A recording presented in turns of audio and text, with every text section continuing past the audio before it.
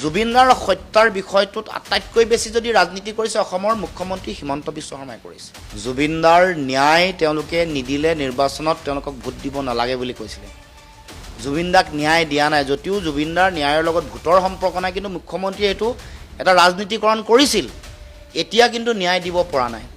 তেওঁলোকে ন্যায় নিদি তেওঁলোকে গোটেই বিষয়টো তেওঁলোকে লুকুৱাই ৰাখিবৰ কাৰণে তেওঁলোকে এই বিষয়টো ঢাকি ৰাখিবৰ কাৰণে তেওঁলোকে চেষ্টা কৰিছে।